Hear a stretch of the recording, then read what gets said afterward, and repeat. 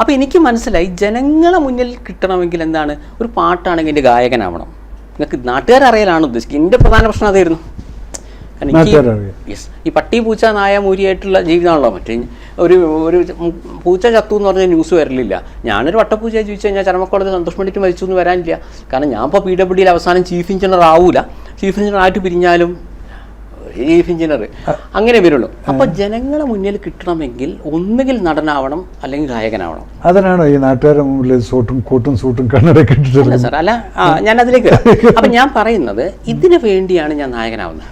അപ്പോൾ എൻ്റെ ഇനി അതായത് സിനിമ ചെയ്യാൻ പോകുന്ന ഒരു മനുഷ്യൻ സിനിമയല്ല പഠിച്ചത്. സിനിമ ചെയ്യാൻ പോകുന്നവൻ കലയെക്കുറിച്ച് ആലോചിച്ച് ഞാൻ തലമുണ്ടാക്കല്ല ചെയ്ത്. ഞാൻ ആലോചിച്ചത് ജനങ്ങളിലേക്ക് എങ്ങനെ ഒരു കാര്യം എത്താം. എനിക്ക് പൈസയ്ക്ക് വിലയുണ്ട്.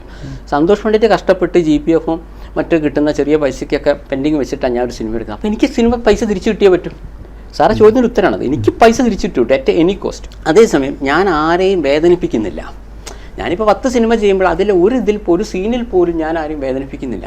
ഇപ്പം തന്നെ മലയാള സിനിമയിൽ എന്തൊക്കെയോ തട്ടിപ്പായാലും വെട്ടിപ്പായാലും ഇതൊന്നും ഞാൻ എൻ്റെ ഒരു സിനിമയിലും പറഞ്ഞിട്ടില്ല. സാറ് പറഞ്ഞില്ലേ, നിങ്ങളുടെ സിനിമ കാണുമ്പോൾ നിലവാരത്തെക്കുറിച്ച്. സാർ അങ്ങനെ ചോദിക്കുകയാണെങ്കിൽ മലയാള സിനിമയിൽ എത്രയോ നടന്മാരെ അറസ്റ്റ് ചെയ്തിട്ടുണ്ട്, എന്തെല്ലാം തട്ടിപ്പും വെട്ടിപ്പും കാണിക്കുന്നുണ്ട്. ഇപ്പം നിങ്ങൾക്ക് മാനക്കേടുണ്ടായില്ലേ? സർ, സന്തോഷ് പണ്ഡിറ്റിനേക്കാൾ മാനക്കേട് അപ്പോഴാണ് നിങ്ങൾക്ക് ഉണ്ടായത്. അറ്റ്ലീസ്റ്റ് സന്തോഷ് പണ്ഡിറ്റ് സ്വന്തം സിനിമ ചെയ്യുന്നു, ഇത്രയേ വന്നിട്ടുള്ളൂ. അപ്പോൾ എനിക്ക് മനസ്സിലായി ഈ സന്തോഷ് പണ്ഡിറ്റിൻ്റെ ഈ മുഖവും വെച്ച് ഇവിടെ ആരും അക്സെപ്റ്റ് ചെയ്യുന്നത് എനിക്ക് ഉറപ്പാണ്. എങ്കിലും ഒരു ഗെയിം കളിച്ചു നോക്കാം. സാർ ഒന്ന് കംപ്ലീറ്റ് ഇതൊന്ന് കംപ്ലീറ്റ് ചെയ്യട്ടെ. അല്ല, ഞാൻ എങ്ങനെ അതിലേക്ക് എത്തി എന്നുള്ളതിനെ സാറിന് മറുപടി വരുന്നത്.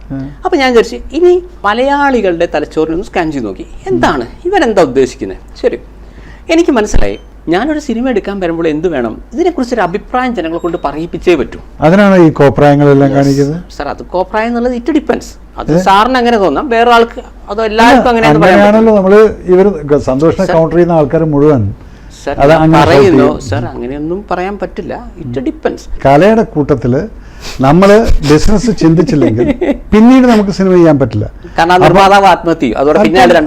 അത് തന്നെ ഇപ്പൊ ഈ 10 എന്നുള്ളത് 10 എന്നുള്ള ബാദുഷ എന്ന് പറയുന്നത് സാറേ 25 അധികമായി.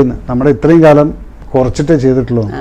നമ്മൾ പടത്തിന് മുമ്പ് നമ്മളിപ്പോൾ ഓൾറെഡി ബിസിനസ് ആക്കി 9.5 കോടി അയാളുടെ കയ്യിൽ കൊടുത്തു കഴിഞ്ഞു. ഇനി റിലീസ് ചെയ്തിട്ട് ഫസ്റ്റ് ഡേ എങ്ങനെയായാലും നമ്മുടെ പടത്തിനൊരു ഓളമുണ്ട്. ഒരു 19 ലക്ഷം രൂപ നമുക്ക് നമ്മുടെ ഷെയർ കിട്ടിയാൽ നമ്മൾ ഈക്വലായിരുന്നത്. അത് ഷെയർ കിട്ടിയത് എനിക്ക് ഫസ്റ്റ് ഡേ കിട്ടിയ ഷെയർ എന്ന് പറയുന്നത് 79 ലക്ഷമായിരുന്നു. രണ്ടാമത്തെ ദിവസത്തിൻ്റെ ഷെയർ എന്ന് പറയുന്നത് 54 അങ്ങോട്ട് പടക്കുന്നത്. എൻ്റെ ജനറലി ഹിറ്റാവുന്ന പടം എന്ന് പറഞ്ഞാൽ 3 ദിവസം 4 ദിവസം ഈ 79 ഇങ്ങനെ പോയിക്കൊണ്ടിരിക്കും.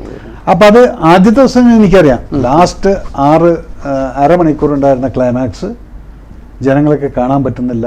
കാരണം അത് എൻ്റെ മിസ്റ്റേക്കോ പ്രൊഡ്യൂസറുടെ മിസ്റ്റേക്കോ ആരുടെ ആയിക്കോട്ടെ, ഞാൻ ഫസ്റ്റ് കോപ്പി കാണാതെ പടം റിലീസ് ചെയ്യേണ്ടി വന്നു.